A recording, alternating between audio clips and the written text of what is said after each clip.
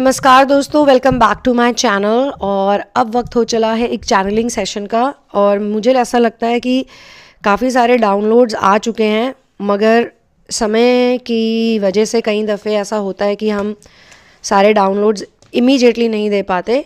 तो आज तो मेरे ख्याल से 2-3 चैनलिंग करनी चाहिए मुझे इस चैनल पे, लेकिन देखते हैं कितनी हो पाती हैं, क्योंकि वीडियोस बनाना फिर उन्हें एडिट करना बड़ा मुश्किल है।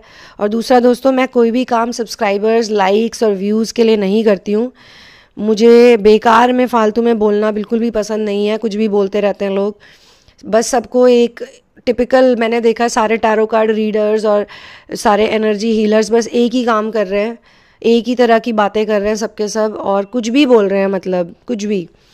बाकी भगवान करें उनको हेल्प मिले, उनका घर चले, उनकी सारी प्रॉब्लम सॉल्व होए और वो भी अपनी आध्यात्मिक जर्नी में आगे जाएं। लेकिन मैं इतना कहना चाहती हूँ कि सिर्फ बनाने के लिए कंटेंट नहीं बनाना चाहिए, वाकई में उस कंटेंट का कोई फ़ायदा भी होना चाहिए। और सारे व्यूअर्स और सारे लिसनर्स के लिए एक बहुत इम्पॉर्टेंट बात है कि आपको भी अपने कंटेंट को बहुत सोच समझ के यूज़ करना है और चूज़ करना है। अगर आप दिन भर अपना समय ऐसे रील्स देखने में और बेकार के वीडियोस देखने में निकाल देंगे तो इसे हम एक एडिक्शन पैटर्न की तरह देखते हैं। तो बेकार की चीज़ों को आप सब्सक्राइब मत कीजिए, बेकार की चीज़ों को मत देखिए, जिससे आपकी आध्यात्मिक उन्नति नहीं होने वाली है। और बी केयरफुल, अगर आप दिन में 4-5 घंटे यूं ही बस फ़ोन को यूं करते रहते हैं, अपनी उंगलियों की एक्सरसाइज कर रहे हैं, तो वो भी गलत है। That is not good for your journey. तो अब इस पर्टिकुलर चैनलिंग सेशन में एंट्री मारते हैं और मैसेज मैंने पहले से ही लिख के रखे हुए हैं यहाँ पे।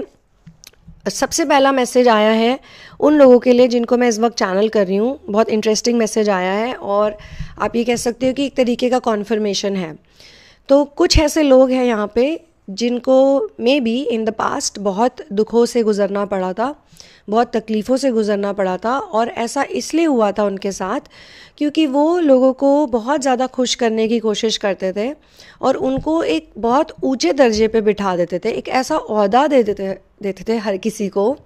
जैसे ही कोई उनका दोस्त बने, कोई मित्र बने, कोई प्रेमी बने, या फिर कोई परिवार का जन हो, उनका बायोलॉजिकल कनेक्शन हो, आप बहुत आसानी से पहले लोगों पे भरोसा कर लेते थे। और जैसे ही आपका किसी से कोई कनेक्शन बनता था या जैसे ही आपको लगता था कि ये व्यक्ति सही हैं, चाहे मैंने जैसा कहा वो प्रेमी भी हो सकते हैं, वो आपके बॉस हो सकते हैं, वो आपके कोई मित्र बन गए हों या रिश्तेदार हों, या कोई भी फैमिली के ऐसे कोई लोग हों जो बहुत सालों से आपको रूल कर रहे हैं और आपको पता ही नहीं है।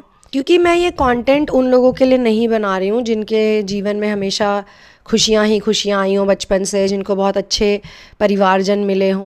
ये जो ट्विन फ्लेम इनर वर्क यहाँ पे हो रहा है, ये उन लोगों के लिए हो रहा है जिनको सपोर्ट नहीं मिला जीवन में, तो उनको कभी भी सही व्यक्ति की पहचान ही नहीं हुई, जिसके नार्सिसिस्टिक माता पिता रहे हों, जिसको नार्सिसिस्टिक अपब्रिंगिंग मिली हो, जिसको पूरे ज़िंदगी पूरे बचपन कंपेयर किया हो दूसरों से, या उसके अंदर जो प्रतिभाएं थी, उसके अंदर जो डिफरेंस था। किसी भी बच्चे के अंदर अगर कोई विलक्षण बात होए, कोई अनोखी बात होए, तो पहले के लोग क्या करते थे, डर जाते थे उसको देख के कि अरे ये बड़ा अजीब बच्चा पैदा किया हमने।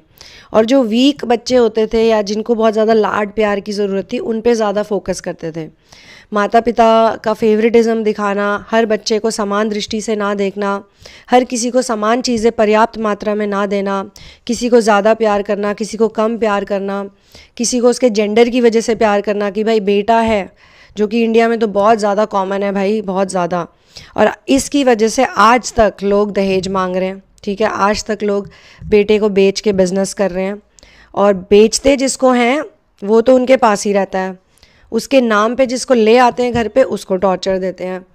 तो औरतें भी ये कर रही हैं ना। अगर औरत अपने बच्चे को पैदा करे, बेटा और बेटी को समान तरह से अगर ट्रीटमेंट ना दे, और अगर कोई स्ट्रांग है तो उसको ये कह दे बार बार कि भाई तुम तो स्ट्रांग हो, तुम तो अपना काम चला ही लोगे, ऐसा कर करके ही उस बेचारे का इमोशनल अत्याचार कर दें या उसको कभी मदद ना करें, तो वो भी बहुत गलत बात है।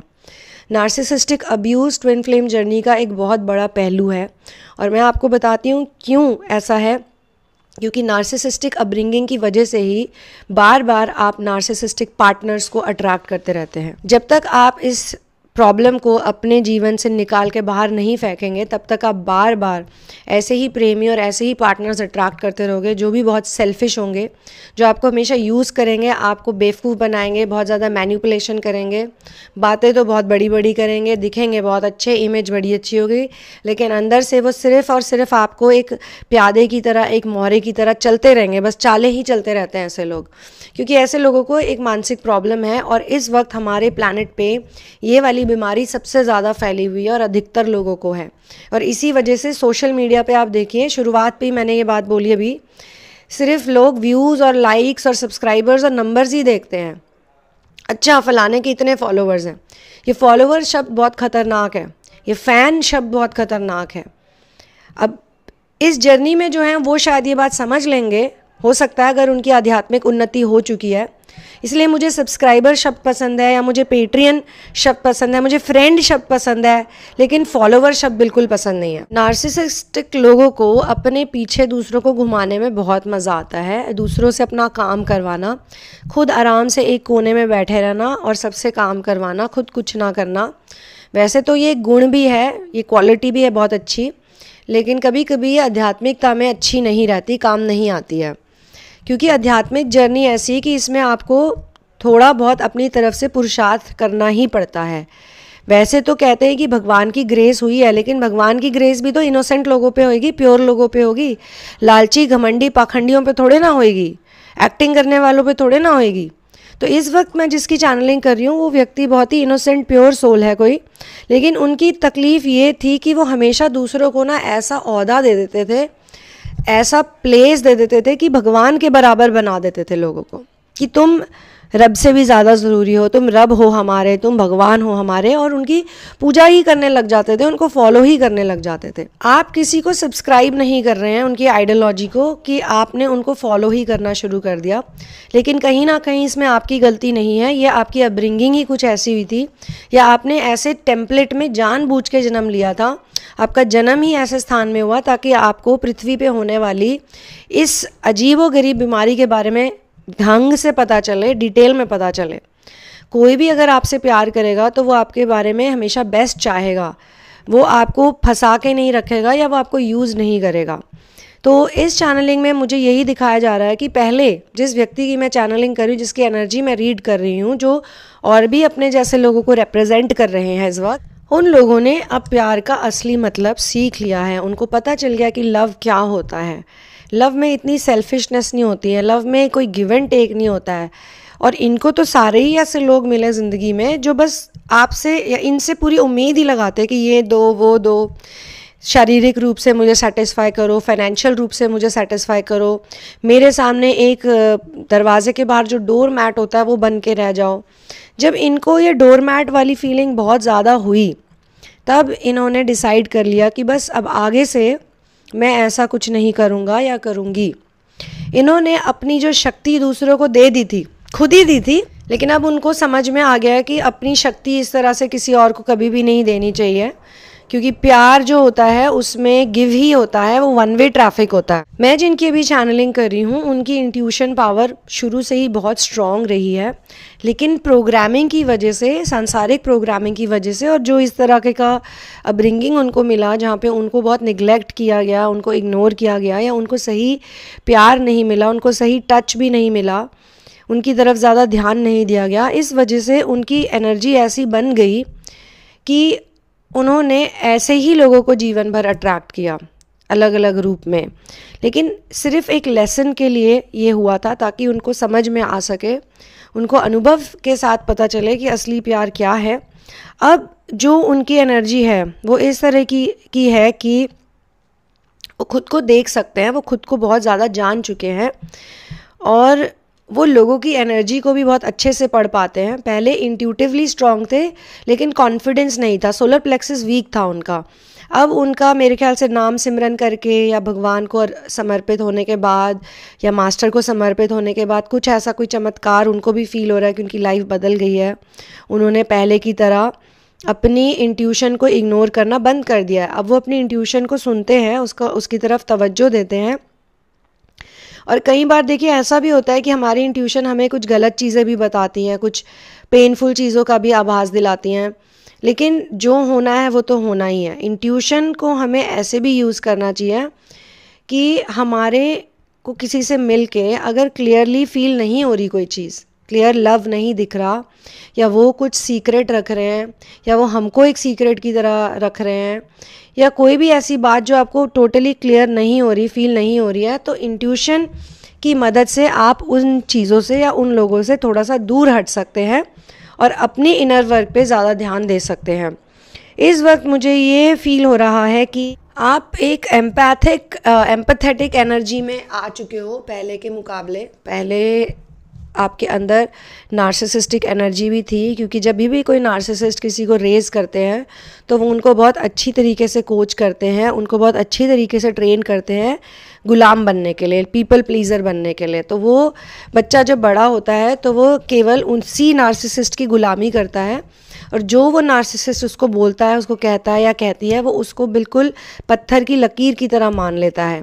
तो गुरु कृपा के बिना आप उस नार्सिसिस्ट के चुंगल से या उस एनर्जी से नहीं निकल सकते। बड़ा मुश्किल है निकलना। अगर निकल जाते हो तो फिर आपको नार्सिसिस्ट पे भी दया आने लग जाती है, क्योंकि आपको पता है कि नार्सिसिस्ट इनसिक्योर है और नार्सिसिस्ट हमेशा डरते हैं, वो हमेशा झुंड में रहते हैं, वो हमेशा ग्रुप में रहते हैं, अपने आप को बहुत प्रोटेक्ट करके रहते हैं, कभी भी लाइफ में कोई रिस्क नहीं लेते, कभी भी कोई ऐसा कदम नहीं उठाते जिसको देख के दूसरों को भी लगे कि वाओ। किसी को मोटिवेट ढंग से नहीं करते, बस बातें बातें बातें बातें बहुत करते हैं, एक्शन बिल्कुल नहीं होता।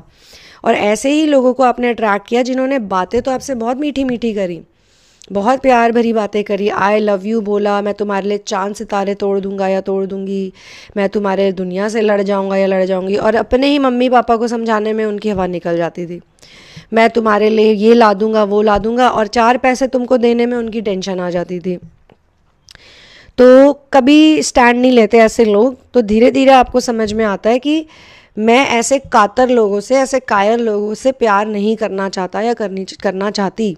और अगर मान लो मुझे हो भी गया, किसी समय में ऐसा हो जाता है कि प्यार एक ऐसी चीज़ है, जब हो जाता है तो हो जाता है। लेकिन अगर ऐसा कनेक्शन आपका बन जाता है किसी के साथ, तो आप बहुत ही ज़्यादा स्ट्रॉन्ग हेडेड हो जाते हो। आप उनको सिर्फ एक शरीर की तरह और एक आइडेंटिटी की तरह नहीं देखते। फिर आप ये भी सोचते हो कि इसकी भी आध्यात्मिक उन्नति होनी चाहिए, इसके भी भेजे में कोई बात जानी चाहिए, इसको भी एक सुख का आभास होना चाहिए जो आज मुझे हो रहा है। तो आप उन लोगों से एक बाउंड्री बना लेते हो, एक डिस्टेंस बना लेते हो। आपको ये पता है कि उनसे क्या बोलना, उनसे क्या नहीं बोलना। जिन चीज़ों में आपको लगता है कि वो आपको इमोशनली मैनिपुलेट करेंगे या आपको यूज़ करेंगे या आपको ऐसी बातें बोलेंगे, ऐसा दिखाएंगे कि भाई हम तो तुमसे इतना प्यार करते हैं, भाई हमको तो नींदें नहीं आती रात को तुम्हारे बारे में सोच सोच के, तुम्हारी चिंता कर कर के, ऐसी से डायलॉग्स मारेंगे, तो आपको मन में आ जाना चाहिए उसी वक्त कि ठीक है, जो प्यार करते हैं ना, वो जो कहते हैं वो इतना कहते ही नहीं है, पहली बात वो करते ज़्यादा हैं। तो अब एक रिलेशनशिप की वजह से या एक ऐसे व्यक्ति की वजह से अब आप देखिए आप कहाँ पहुँच गए। उनके बैड बिहेवियर की वजह से, उनके इमेच्योर बिहेवियर की वजह से अब आपको उन पे तरस आ रहा है, उन पे दया आ रही है, पर आप ये सोच रहे हो कि यार मैं ऐसी एनर्जी में नहीं रह सकता या नहीं रह सकती। तो अब आप डिटैच हो रहे हो उनकी एनर्जी से, आप कट रहे हो इन लोगों की एनर्जी से। आपके मन में एक ऐसा इंटेलिजेंट भाव आ चुका है कि प्यार का मतलब सिर्फ चिपक के बैठना नहीं, गोंद लगा के, वो प्यार नहीं होता है।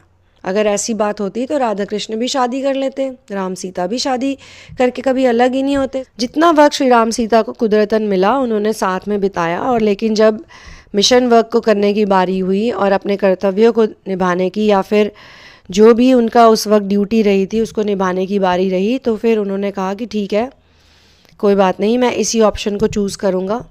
कई लोगों का ये कहना है कि एक धोबी के कहने पे या कुछ लोगों के कहने पे श्री राम ने अपनी पत्नी का त्याग किया, ये बहुत गलत बात है।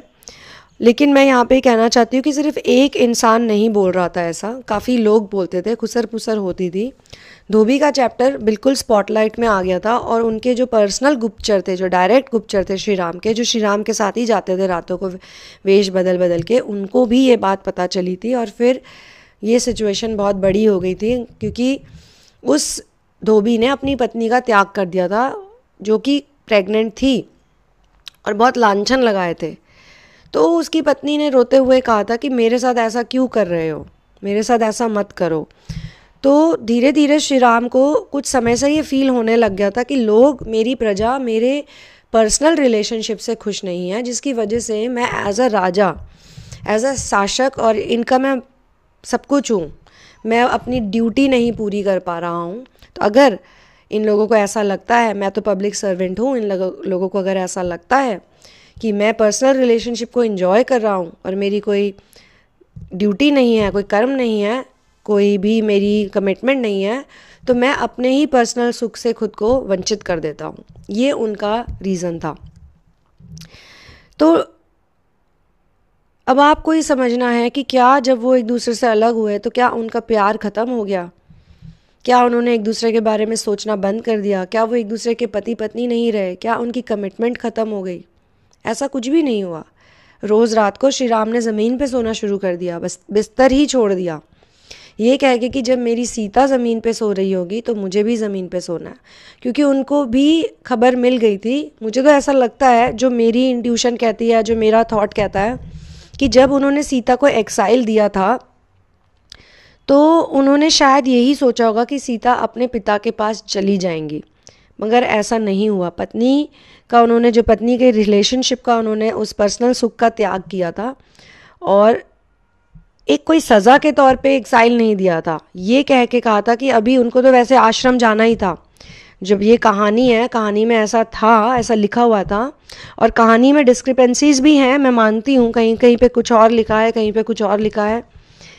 तो जो मैंने रिसर्च वर्क के हिसाब से जो कहानी देखी, उसमें यही था कि सीता जी खुद से चाहती थी कि उनको आश्रम में जाना था अपने बच्चों के लिए, और एनोनिमस रूप में वो जाना चाहती थी। उन्होंने श्री राम से भी यही कहा था कि हम दोनों एकदम तपस्वी के रूप में ही आश्रम में जाएंगे अगले दिन जब उनको जाना था। और दूसरी चीज़ ये थी कि सीता की जो गोद भराई थी, या जो भी उनका एक बच्चा पैदा करने का जो रस्म था, पहले ऐसा ही होता था। पहले लड़की हमेशा अपने मायके जाके बच्चे पैदा करती थी और स्वस्थ होके अच्छे से रह के उसकी पूरी केयर की जाती थी। क्योंकि ये तो देखिए ऑब्वियस सी बात है कि माँ अपनी बेटी से बहुत प्यार करती है, पिता भी अपनी बेटी से बहुत प्यार करता है, तो वो बेटी का अच्छा ध्यान रखेंगे बोल के, और बेटी भी वहाँ खुश रहेगी कह के बेटियों को वहाँ भेजा जाता था। पर सीता जी ने मना कर दिया था पहले ही क्लियरली कि मैं अपने पति से दूर रही हूँ और मैं उन्हीं के साथ रहूँगी, मैं यहीं पे ही अपना सारी रस्में करूँगी। तो जो ट्रू लव होता है उसको फिज़िकल बैरियर्स से आप अलग नहीं कर सकते। कहीं ना कहीं ये बात हर असेंशनर को जाननी बहुत ज़रूरी है, माननी और जाननी और अनुभूति से इसको समझना ज़रूरी है।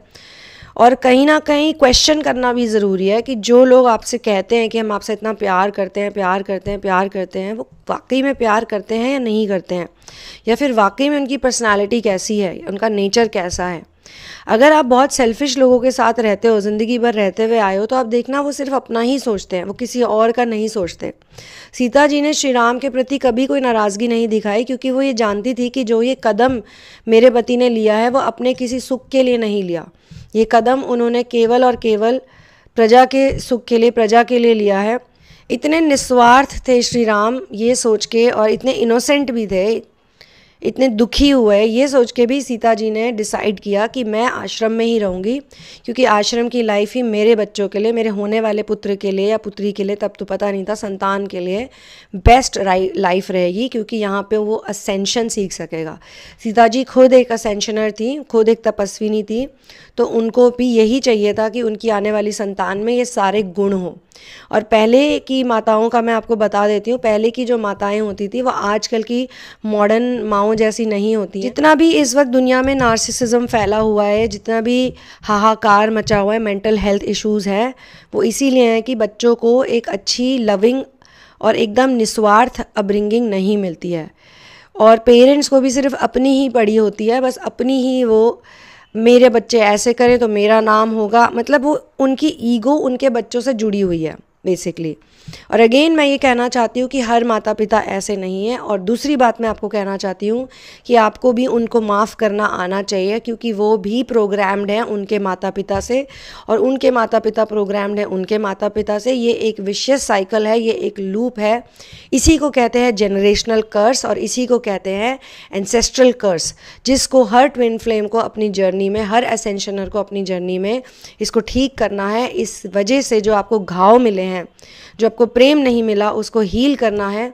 उन सभी लोगों को माफ़ करना है जिन्होंने आपको समझा ही नहीं कभी, या जिन्होंने आपको सिर्फ एक मटीरियलिस्टिक ऑब्जेक्ट की तरह देखा, या सिर्फ एक ATM मशीन की तरह देखा, या सिर्फ एक ऐसे संतान की तरह देखा जिसकी खुद की कोई इंडिविजुअलिटी नहीं है, जिसका काम है बस रट्टू तोते की तरह हर बात को जवाब को रटते रहना, जवाब देते रहना, या जिसका काम है सिर्फ सबकी गुलामी करना, सिर्फ सबकी हाँ में हाँ मिलाना। इज़्ज़त करने में, रिस्पेक्ट करने में, टेक केयर करने में और गुलामी करने में बहुत फ़र्क होता है दोस्तों।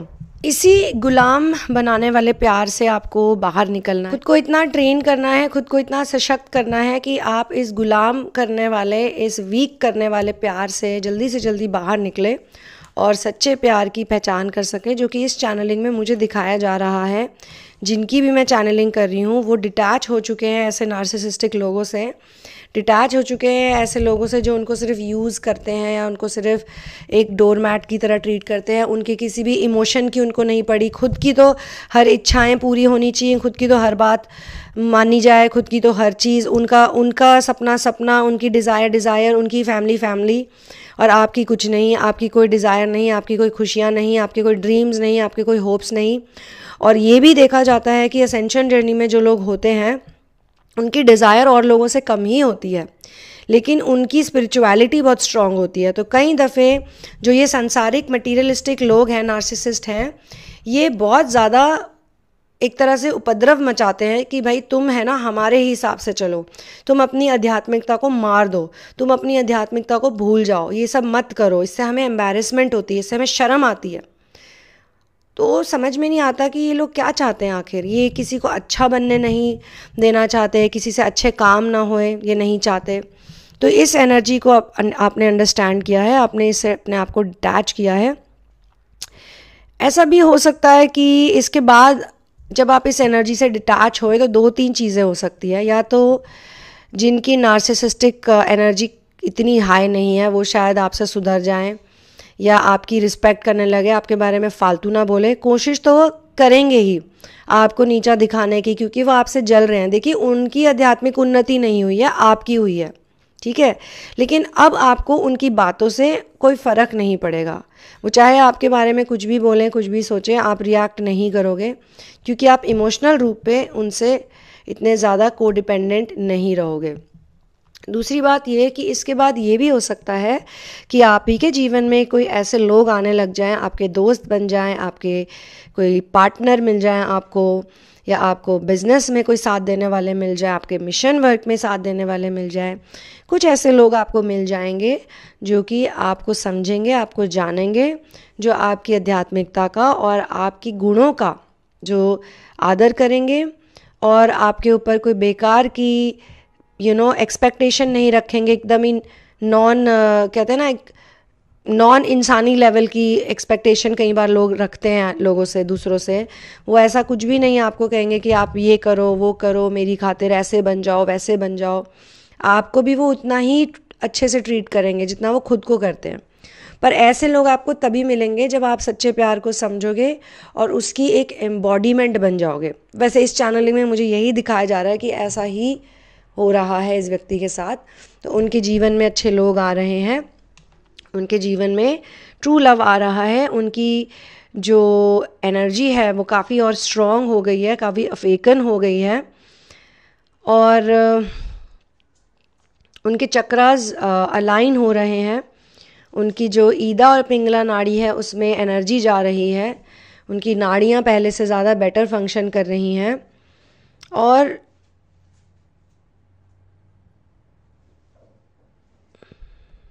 जो भी लोग आपके बारे में गॉसिप कर रहे हैं, जो भी लोग आपके बारे में फालतू की बातें करते हैं, आपकी इमेज ख़राब करते हैं, झूठ बोलते हैं अपनी इमेज बचाने के लिए, खुद को बेहतर दिखाने के लिए, खुद को बढ़िया बड़ा दिखाने के लिए आपको नीचा गिराते हैं। ऐसा दिखाते हैं कि सारे कांड तो आपने ही किए हैं, वो उन्होंने तो कोई कांड करे नहीं, वो तो ऊपर धरती से सीधा आसमान से सीधा धरती पे भगवान का ही साक्षात रूप लेके ही पैदा हुए थे और तब से भगवान ही बने घूम रहे हैं। वो तो कभी कुछ गलत ही नहीं कर सकते। तो जो भी आपकी इमेज ख़राब कर रहे हैं वो लोग आपकी इमेज ऐसा ख़राब नहीं कर पाएंगे जैसा अब तक कर रहे हैं, क्योंकि दूसरे ही लोग उनकी बात मानेंगे नहीं। वो लोग जो आपकी भी ग्रोथ देख रहे हैं, वो लोग जो आपके बिहेवियर को देख रहे हैं, आपकी पर्सनालिटी को देख रहे हैं इतने सालों से, वो भी समझदार हैं, कोई इतना बेवकूफ़ नहीं होता। पर वो आपको इसलिए देख पा रहे हैं क्योंकि आप खुद को देख पा रहे हो। वो आपको इसलिए देख पा रहे हैं क्योंकि आप परमात्मा से, सोर्स से, हाई मास्टर से कनेक्ट हो गए हो, और हाई मास्टर्स और सोर्स ही आपकी रक्षा करते हैं, आपकी प्रोटेक्शन करते हैं इस तरह की नेगेटिव एनर्जी से, नेगेटिव एंटिटीज से। रोमांस के डिपार्टमेंट में भी मुझे यही दिखाया जा रहा है कि आपके आसपास ऐसे लोग हैं या आप किसी ऐसे व्यक्ति से जुड़े हो जो हमेशा अपनी ईगो को ही चूज़ करते हैं, प्यार को चूज़ नहीं करते, लव को चूज़ नहीं करते, अपनी बढ़ाई, अपनी प्रशंसा, अपने बड़बोलेपन को, अपने सेल्फिश नेचर को ही वो प्रमोट कर रहे हैं यहाँ पे भी। तो ऐसे स्टबन लोगों से भी आप डील कर रहे हैं। मुझे एक बहुत स्ट्रॉन्ग इंट्यूशन भी आई है कि 2 तरह के लोग आपको भगवान भेजेंगे, और एक वो जो कि अच्छे हैं, स्टबन वो भी हैं, ईगो वो भी हैं, ज़िद्दी वो भी हैं, वो भी प्रोग्राम्ड है, लेकिन वो अंदर से बहुत अच्छे प्योर हार्टेड है, ठीक है, उनका बेस बहुत आध्यात्मिक है। और दूसरे वो लोग दिखाए जा रहे हैं जो कि है ही फॉल्स ट्विन, वो आपके कभी रियल सोलमेट थे ही नहीं। अब आपको ये समझना है, और वो आपके जीवन में जो अच्छे वाले हैं, जो ऑनेस्ट वाले हैं, वो आपके जीवन में आएंगे, वापस ज़रूर आएंगे, क्योंकि वो आपसे प्यार करते थे, पहले भी करते थे। पर आपसे दूर जाके उनकी ईगो डेथ होएगी, या हो रही है इस वक्त, हो चुकी भी होगी किसी किसी के केस में। आपसे दूर रह के उनको रियलाइज़ होगा कि कितना वो आपसे प्यार करते हैं, कितना वो आपके बिना नहीं रह सकते, कितनी वो आपकी हर बात मानते हैं, दिन भर आपके बारे में ही सोचते हैं। और ईगो की वजह से, बैड प्रोग्रामिंग की वजह से, गलत धारणाओं की वजह से उन्होंने आपको दूर कर दिया था खुद से। लेकिन आपके इनर वर्क के फलस्वरूप उनका भी इनर वर्क हो रहा है, क्योंकि वो आपसे जुड़े हुए हैं। अच्छे लोगों के साथ ही साथ साथ होता है। और दूसरे वो जो फॉल्स ट्विन एनर्जी में थे, या फॉल्स सोलमेट्स थे, फॉल्स पर्सन थे, उनका तो ईगो ऐसे हो गया कि मतलब उनको ही सज़ाएं मिल रही हैं। उनको सबसे बड़ी, जो ईगो वाले लोग होते हैं, उनकी सबसे बड़ी सज़ा यही होती है कि उनका जो घमंड का डंडा है इतना स्ट्रॉन्ग होता है, इतना सीधा ऐसे खड़ा होता है, वो कभी झुक ही नहीं सकते, और वो इसीलिए तड़पते रहते हैं। क्योंकि अगर वो झुक जाएं, अपनी गलती मान ले, या ऐसा भी होता है कि आप उनको सॉरी सॉरी कहते रहते हो, आप उनको मनाते रहते हो, और वो मानते ही नहीं हैं। वो ऐसे ही रहते हैं, मैं क्यों मानूं, मैं ही सही हूँ, अरे पीछे हटो, अरे दूर चलो, ऐसे गंदा ट्रीटमेंट देते हैं। क्योंकि वो खुद ही ऐसे हैं, वो इतने ईगो से भरे हुए, इतने ईगो में डूबे हुए हैं कि वो सोचते हैं कि अगर मैंने इस व्यक्ति को माफ़ कर दिया, या मैंने इसकी बात सुन ली, तो इसका मतलब मैं गलत था, और मैं तो कभी गलत हो ही नहीं सकता। ईगोटिस्टिकल लोगों के साथ यही होता है। नार्सिसिस्टिक लोग कभी खुद को गलत नहीं मानते, चाहे कुछ भी हो जाए, और इसीलिए उनकी आध्यात्मिक उन्नति नहीं होती, इसीलिए उनकी ग्रोथ नहीं हो पाती। क्योंकि ग्रोथ उसकी होती है दोस्तों जो खुद में कोई कमी देखता है और उस कमी को सुधारता है। जो सारा दिन इसी जोन में रहे कि मैं तो परफेक्ट हूँ, मैं तो बेस्ट हूँ, मेरे जैसा तो कोई है ही नहीं, या कोई कभी बनेगा ही नहीं, मैं तो भैया परफेक्शन की मूर्ति हूँ, तो फिर वो लोग कभी नहीं सुधर सकते हैं। वो ऐसे ही पैदा होते हैं, फिर मर जाते हैं, फिर अगले जन्म होते हैं, फिर पता नहीं 10 और जन्म हो जाते हैं। बाहर से दिखने में कई ऐसे लोग बहुत स्पिरिचुअल दिखते भी हैं, कहीं दिखने में ऐसे बड़े धार्मिक भी दिखते हैं, कहीं ऐसे दिखने में इंटेलिजेंट भी दिखते हैं, बट होते नहीं हैं, होते वो बहुत अहंकारी हैं। तो अहंकार इस चैनलिंग में बहुत बार बार ऐसे हाईलाइट हो के दिखाया जा रहा है। तो आपको ये सारे आंसर्स मिल रहे हैं। जिनको मिल रहे हैं, देखिए, जिनकी लाइफ में इस वक्त चेंज आ रहा है, वो प्लीज़ कमेंट करके बताइए अगर आप रेजोनेट करते हैं। अगर आपको लाइफ में बहुत लोगों ने हर्ट किया और फाइनली आपने डिसीजन लिया कि बस अब और नहीं, अब मैं अपने दिल को फॉलो करूँगा या करूँगी, अब मैं मास्टर्स को फॉलो करूँगा या करूँगी, और मैं एक आध्यात्मिक जीवन जीऊँगी या जीऊँगा, ना कि ये मटीरियलिस्टिक स्टूपिड चीज़ें, अपनी ड्यूटी निभाना अच्छी बात है, और रनिंग करने की एज इन भागने की कोई ज़रूरत नहीं है कहीं पे भी, जो है सब यहीं पे है। इसके हिसाब से ये भी दिखाया जा रहा है कि कहीं ना कहीं भगवान ने आपको ये फॉल्स पीपल जानबूझ के भी दिए थे, क्योंकि अगर ये फॉल्स कनेक्शन इतना स्पेशल नहीं फील होता, अगर आपको ऐसा नहीं होता, चलो मान लो वो फॉल्स कनेक्शन नहीं था, वो ट्रू था, लेकिन वो ट्रू कनेक्शन भी स्पेशल नहीं होता इतना, या उसमें इतनी दिक्कतें नहीं आती, तो आप कभी भी डिटैचमेंट प्रोसेस को समझ ही नहीं पाते या डिटैच नहीं हो पाते। तो यहाँ पे ऐसा भी बताया जा रहा है कि आपने इस इंसान को बिल्कुल ही उसके बाद इग्नोर मार दिया, आपने इनके पीछे पड़ना बंद कर दिया, क्योंकि आपको समझ में आ गया कि ये आपसे प्यार नहीं करते। ये ग्रुप भी हो सकता है, एक सिंगल पर्सन भी हो सकता है, या हो सकती है इसका कोई भी जेंडर हो सकता है, और एक लवर भी हो सकता है, कोई भी। तो आप बिल्कुल स्टोन कोल्ड बन गए, क्योंकि आपने इनको बहुत मौके दिए, आपने इनको बहुत चांसेस दिए, आपने इनको बहुत केयर दिखाई, बहुत प्यार दिखाया, लेकिन ये नहीं सुधरे, ये अपनी संसारिक जो अटैचमेंट है इससे कभी नहीं निकलना चाहते। तो इसीलिए आपने इनको इग्नोर कर दिया टोटली, क्योंकि अब आप इतने सशक्त हो चुके हो। क्या होता है जब पहली बार आपको झटका लगा, जब पहली बार आपको पता चला कि ये लोग मेरे पीठ पीछे बकवास करते हैं, ये लोग मुझे इतना गंदा समझते हैं, या ये लोग मुझे इतना नीचा समझते हैं, खुद को इतना ऊपर महान समझते हैं और मुझे एकदम लो लाइफ क्रीचर समझते हैं, तो पहले जब ये हुआ तो आपको एक बड़ा झटका लगा, ठीक है। प्रेमी के रूप में भी अगर किसी ने आपको इस तरीके का धोखा दिया और आपको पता ही नहीं था कि यार ये इंसान भी मुझे इस तरीके से ट्रीट कर सकता है, मुझे ऐसे छोड़ के जा सकता है अचानक से, मतलब छोटी सी लड़ाई हुई, कुछ बात हुई, मुझे ब्लॉक कर दिया, मेरे से दूर भाग गया और कह दिया भैया मुझे तुमसे कभी बात नहीं करनी। दो तरह के होते हैं दोस्तों, एक होता है नाराजगी में ऐसा बोलना कि I will not talk to you, मैं गुस्सा हूं, और एक होता है जेन्युइनली ऐसा करना। तो जब जेन्युइनली किसी ने आपके साथ ऐसा किया तो आपको पहला झटका तो बहुत मुश्किल लगा होगा, पर दूसरे तीसरे झटके तक आते आते आपकी आदत बन गई। अब आपको समझ में आ गया कि ये इनका नेचर ही ऐसा है, इसमें कोई कुछ नहीं कर सकता और मुझे भी अपने आप को प्रोटेक्ट करना पड़ेगा। तो अब एक ऐसे लेवल पे आप पहुंच गए जब आप पूरी तरीके से टोटली इस तरह के लोगों से, चाहे वो एक व्यक्ति हो, चाहे वो झुंड हो, चाहे वो कोई भी हो, इस तरह के लोगों से आपने अपने आप को कट ऑफ कर दिया, अपने इग्नोर कर दिया। अब आपको इनके पीछे जाना, इनको फोन करना, इनकी बेकार की बातें सुनना, इनका टाइम को नष्ट करना, सारा समय इधर उधर की बातों से आप निकल गए, क्योंकि अब आप इनके साथ और रहना नहीं चाहते, इमोशनली भी नहीं रहना चाहते। चलिए रिश्ता मान लो रहेगा भी, बट अब आपको लगता है कि नहीं।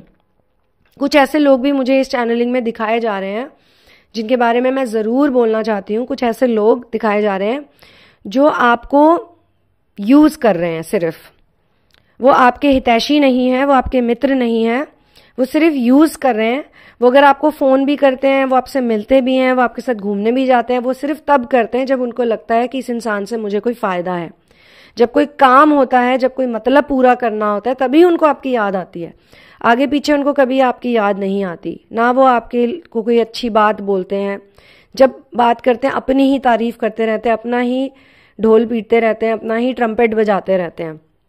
ऐसे लोगों से भी अब आपने अपने आप को कट ऑफ करना शुरू कर दिया है, क्योंकि जब आप एक एरिया में ऐसा करते हो, how you do one thing is how you do everything.